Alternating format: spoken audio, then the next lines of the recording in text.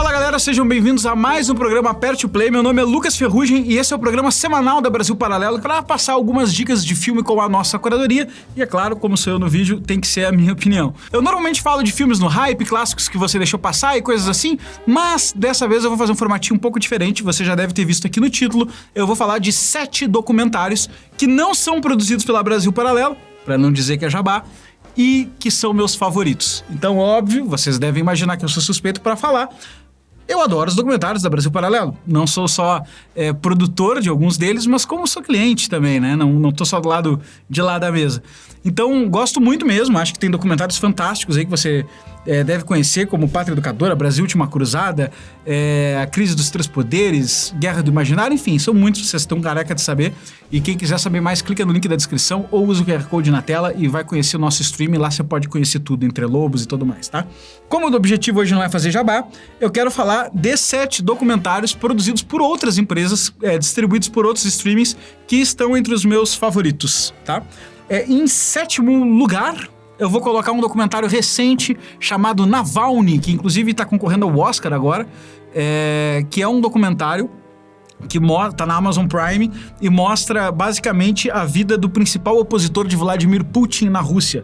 Então, quando Vladimir Putin sobe ao poder em 1999, Boris Yeltsin, que era o ex-presidente da Rússia, é o primeiro presidente a renunciar ao poder na Rússia e passa o poder a Vladimir Putin, que já tinha sido, digamos, o homem da guerra em algumas guerras da Rússia, já tinha sido ex-agente da KGB, foi um político importante, se tornou um burocrata e agora tinha chegado à presidência da República e agora está há quase tanto tempo quanto Stalin. Putin é um cara extremamente criticado, tanto na política internacional quanto na política interna, persegue seus opositores e o principal perseguido é o Navalny, que dá nome a esse documentário biográfico muito impactante, com essa presença muito forte. Para quem gosta da história da Rússia, você sabe que eu gosto, eu acho que é um documentário que veio muito forte. Talvez eu não vou botar tanto destaque nele, porque ele ainda é recente, embora tenha me impressionado muito, eu gostaria de deixá-lo amadurecer um pouco melhor, mas para quem quer entender o contexto contemporâneo russo na ótica da oposição, sem dúvida nenhuma, Navalny é a melhor escolha documental que nós temos atualmente, certo? Então, na Amazon Prime você pode assisti-lo. Поэтому бездействовать не надо.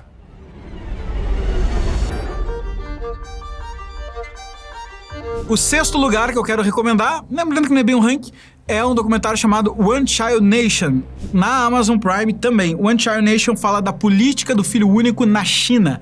É um documentário muito profundo, triste e difícil de ser assistido. E basicamente fala da história de Nanfu Wang, que tem uma família chinesa e hoje mora nos Estados Unidos, tem um primo desaparecido e vai até a China documentando para saber dessa política de filho único que já tinha sido extinguida quando ela está visitando o país. De qualquer forma, quando ela chega lá, ela começa a conversar com chefes de aldeias, pessoas que fizeram parte do partido e tentar desvendar o que significava essa política de filho único na China. E o que Nanfu Wang vai descobrir, momento spoiler, é que existia uma indústria de aborto de crianças oficial do governo para abortar as crianças e que as mães sofriam dramas muito fortes com isso.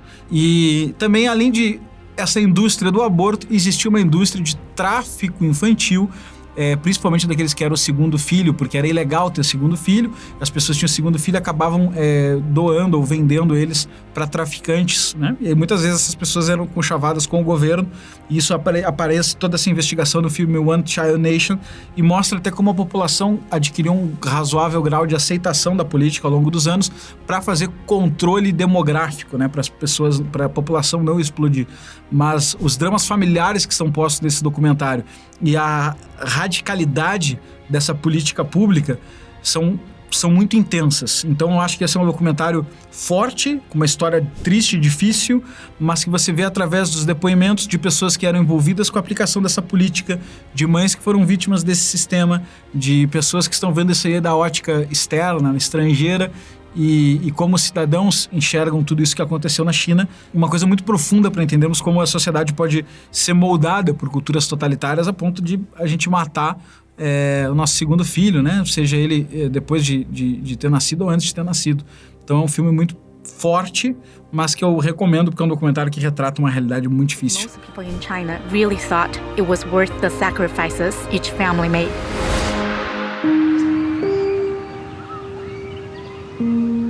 O quinto lugar é uma recomendação que eu fiquei na dúvida se colocava ou não colocava, porque eu não sei onde recomendar pra você assistir. É um documentário da BBC que eu já procurei várias vezes, ele só está em lugares que o sol não toca, digamos assim, na internet.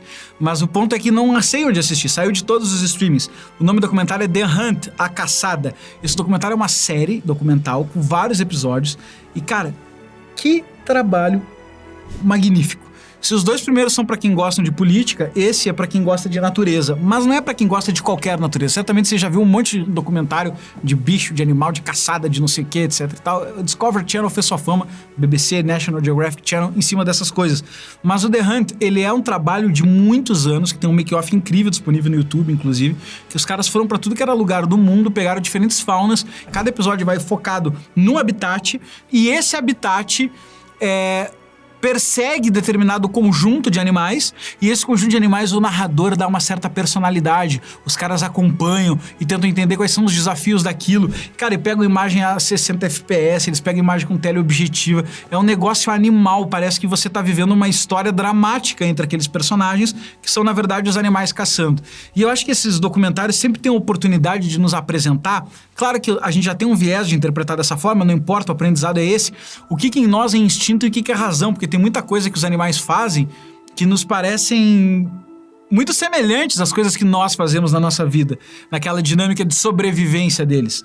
Então eles pegaram imagens realmente inacreditáveis em florestas, aranhas, etc.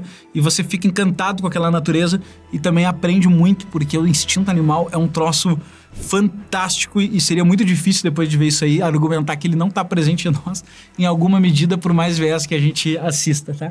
É um documentário fantástico, mas é aquela coisa, né? Tem gente que não gosta de caçada, tem gente que não gosta de ver animais se devorando.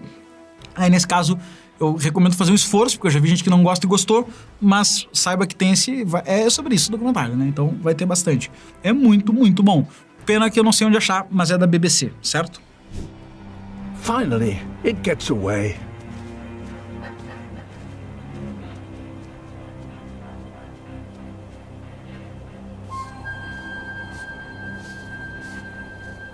O quarto lugar é um documentário da Netflix que faz você mudar de ideia em todo o episódio.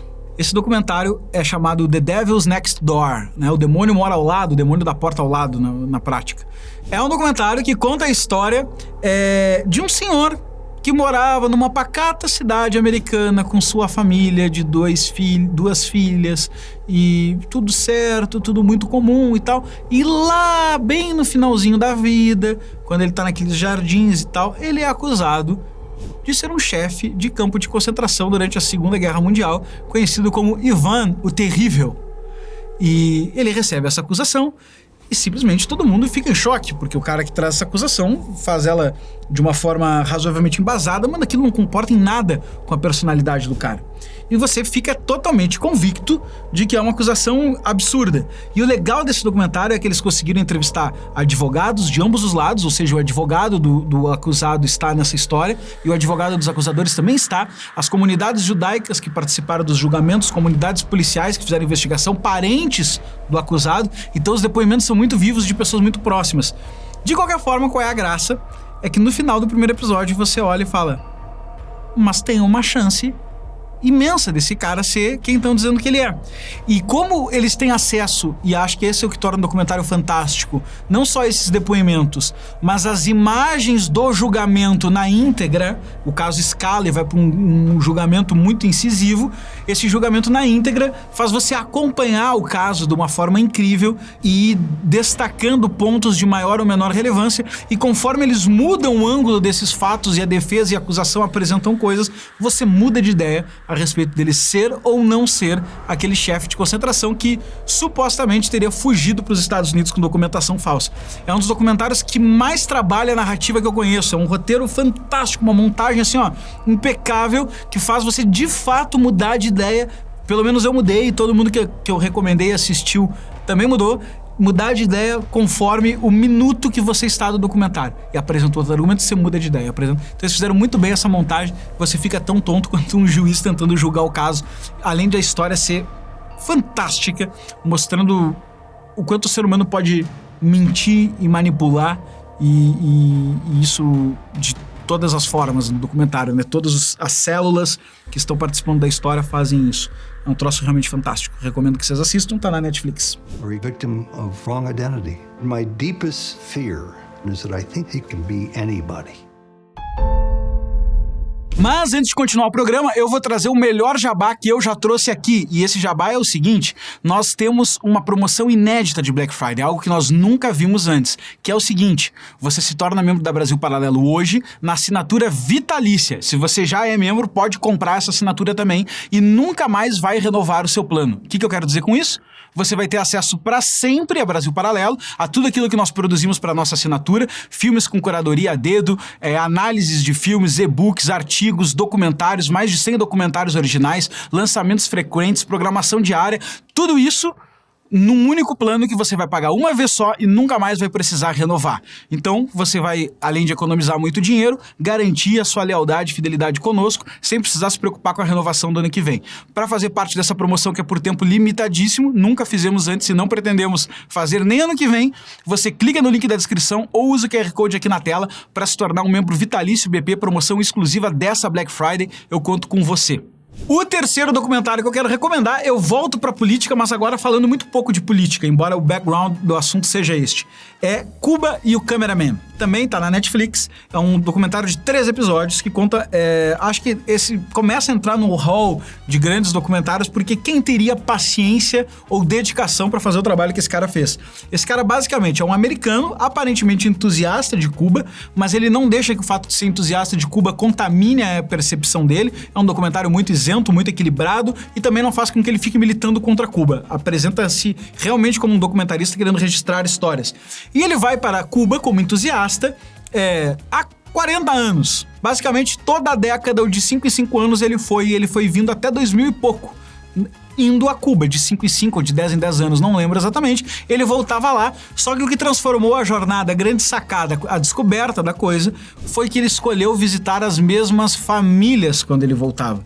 Então, obviamente, ele ia para muitos lugares, mas as famílias fixas ele visitava. E aí ele vai vendo como a vida dessas pessoas se desenvolve a cada década, como muda. Ele vai coletando esse material, convivendo com as pessoas, pegando percepções sobre economia, sociedade, governo, geopolítica.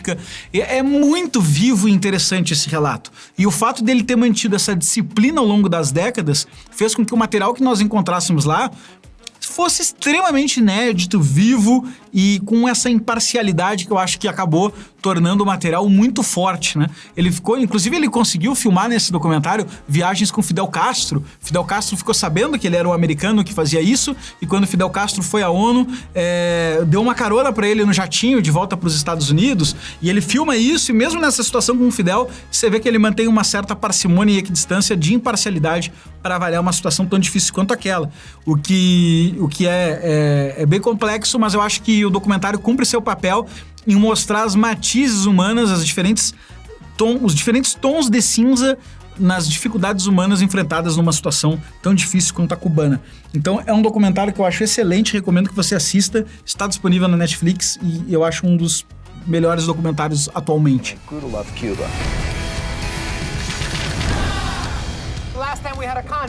E o segundo documentário dessa lista, que não era um ranking, mas tá ficando cada vez mais, principalmente agora pro final, é pra quem gosta de esporte e pra quem não gosta de esporte, ou pra quem gosta de disciplina, ou pra quem não interessa. Esse documentário é bom demais. E eu tô falando de The Last Dance, a história do Chicago Bulls e do Michael Jordan. Cara, é opressor o nível de produção, de casting, de pessoas convidadas pra falar. Tem 2 ex-presidentes dos Estados Unidos no documentário pra contar a história do Michael Jordan. Tem o próprio Michael Jordan guiando a história. Tem os seus concorrentes, tem os seus ex-treinadores, tem os caras que eram dono do time que ele jogava, os caras que fizeram oferta pra ele, família dele. Cara, é uma quantidade de gente no documentário que você fala, não, são as melhores pessoas possíveis. E quando vai pro nível do arquivo, a NBA é sócia da Netflix nesse documentário. Então a NBA conseguiu aportar um arquivo que você realmente se pergunta, caraca, por que tinha alguém filmando isso? Porque cada cena o cara vai contar, pô, aí eu tava lá com a minha mãe na rua e tal, papapá, aparece os caras filmando e tal.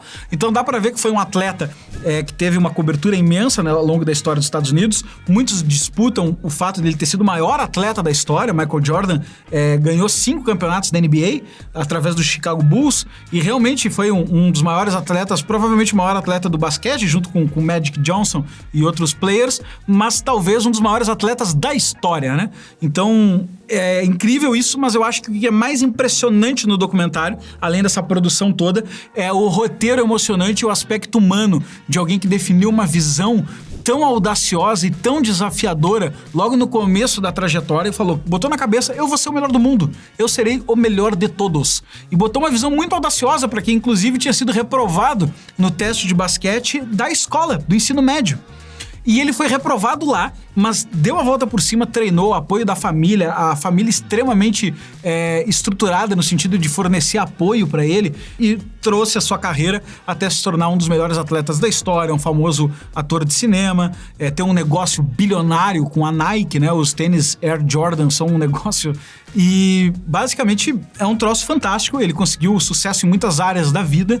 E acho que o fato dele ser a espinha dorsal narrando a própria história dele no documentário se torna uma coisa biográfica maravilhosa, principalmente para quem gosta de esporte ou tem alguma conexão com basquete, esse documentário vai mexer com você. É uma série impressionante, você vibra junto com ela.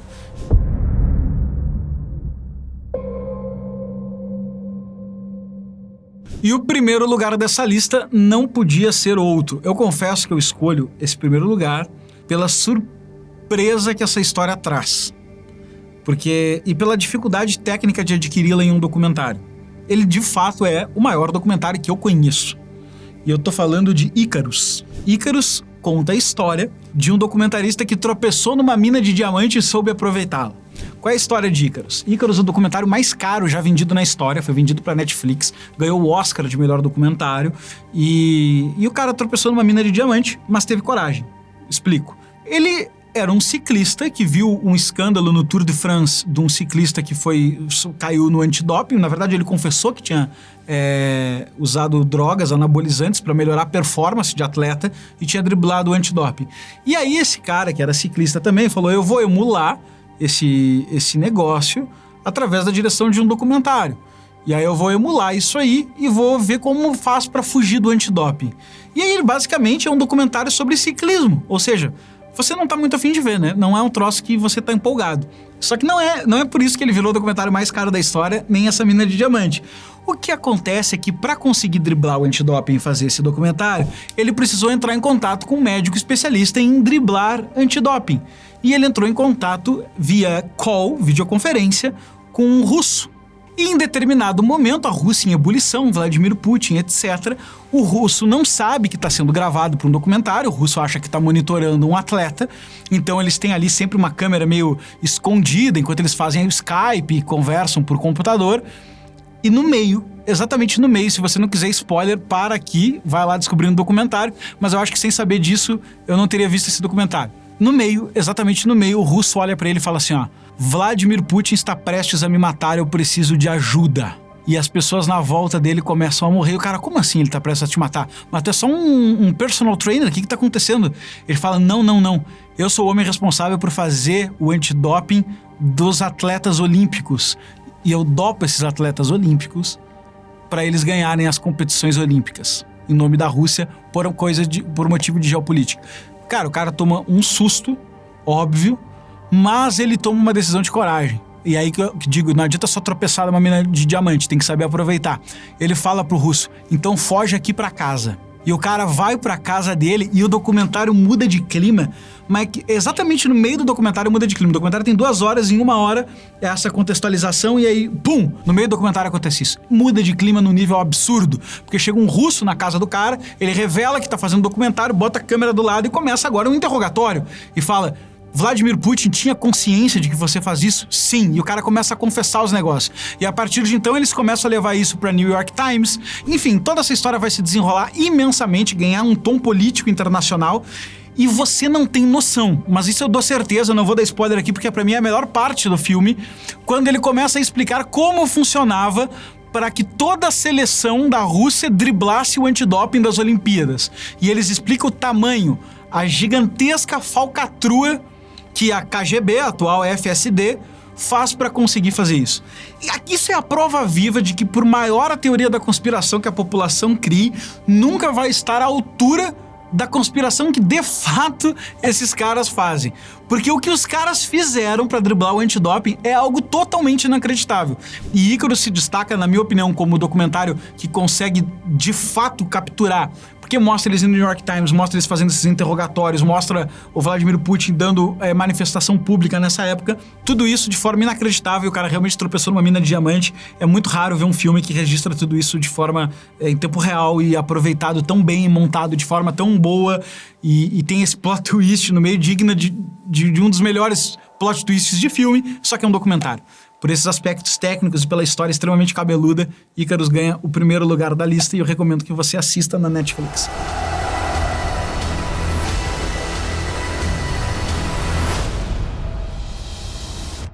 Be very careful what was you recording. Pessoal, aguardo a lista de documentários favoritos de vocês aqui. Não esqueça de deixar seu like, se inscrever no canal e compartilhar para quem gosta, certo? Escolha seu documentário favorito, aperte play no fim de semana e volte aqui para dizer o que achou.